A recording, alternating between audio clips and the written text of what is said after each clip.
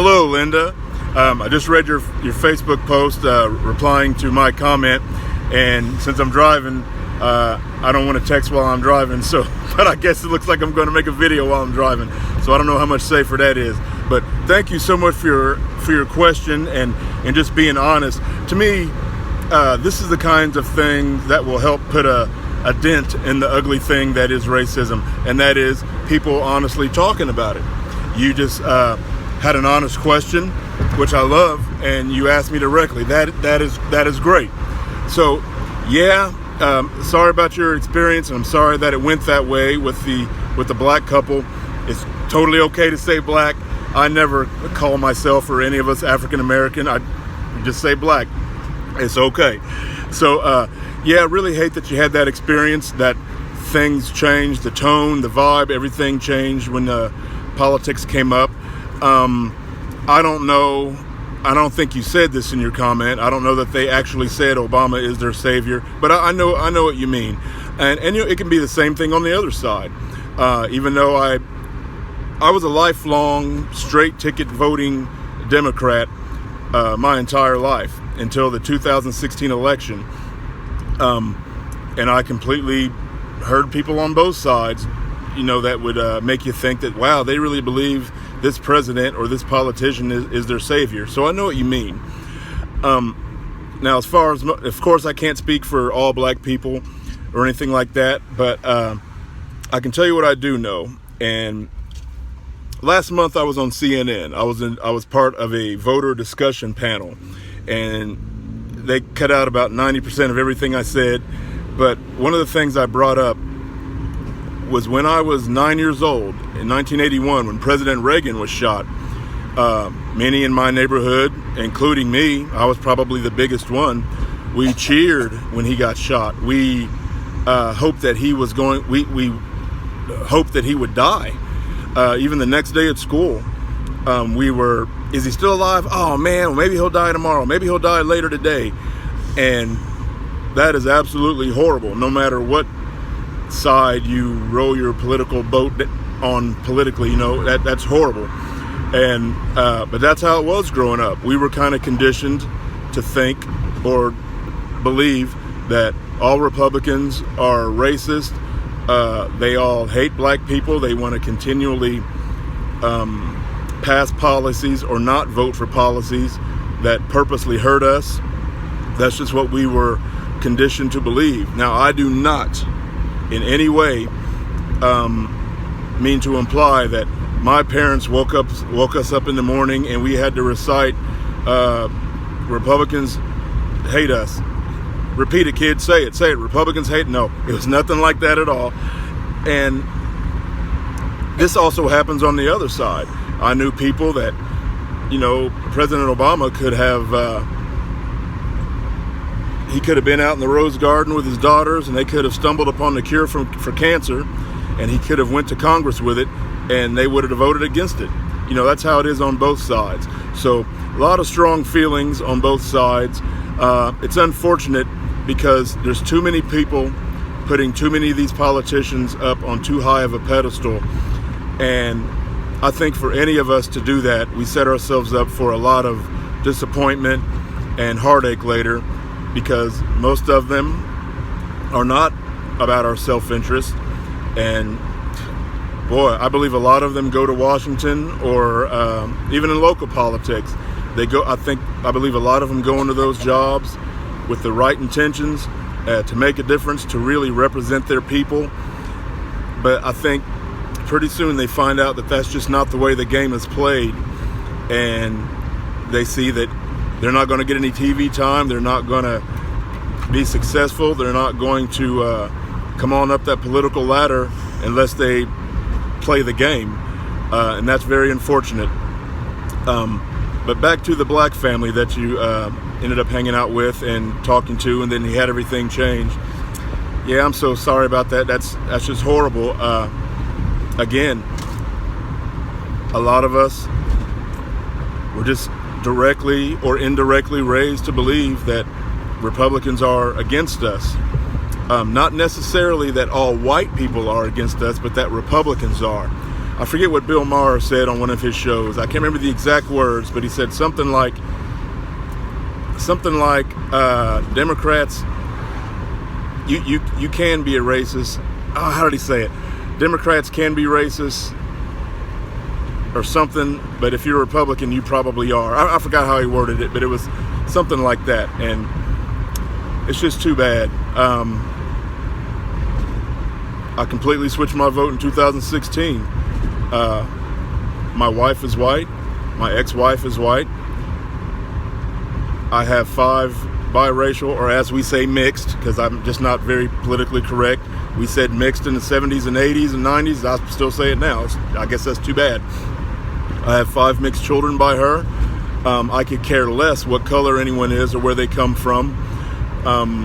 When it's time for my children to take a mate and get married, I will care less what color they are.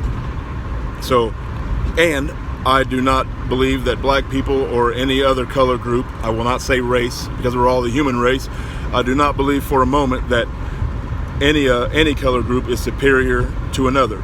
So I obviously am not a racist, and that's what a racist is, someone who believes that their color group is superior to someone else's.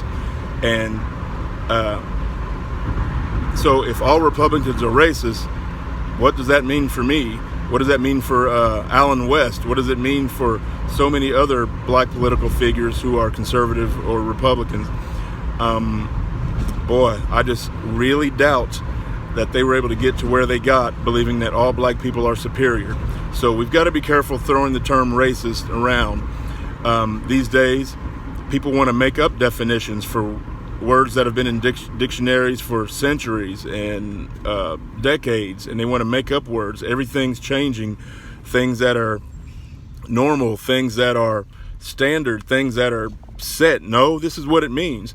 You know, we find ourselves in a time where so many things are being changed, and whoo, man, that really allows for just so much confusion and even heightened hatred and bitterness on both sides. And man, we've got to get back to what words actually mean. We've got to get back to what words were actually said. This is just going to spin,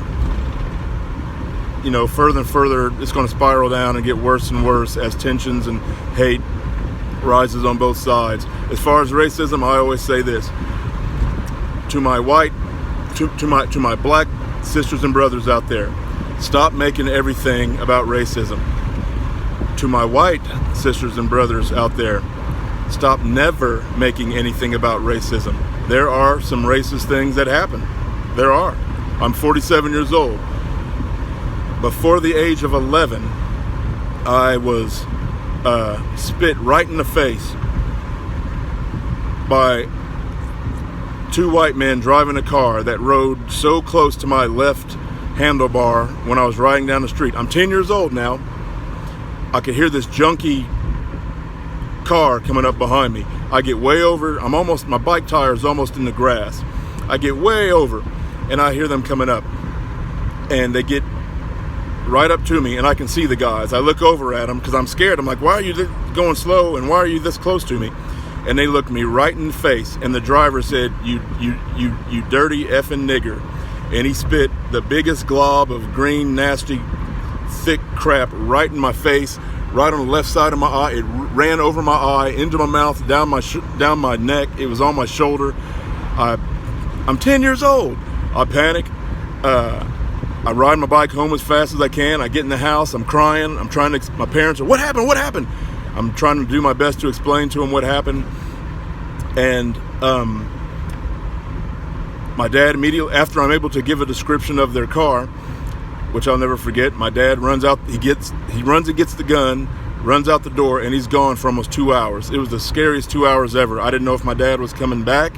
I didn't know if he was going to catch those guys and shoot them, or if they were going to shoot him. I don't know. The first day of the first grade, I get off the bus, and the principal calls me a nigger and tells me to get in this line. This is not 100 years ago.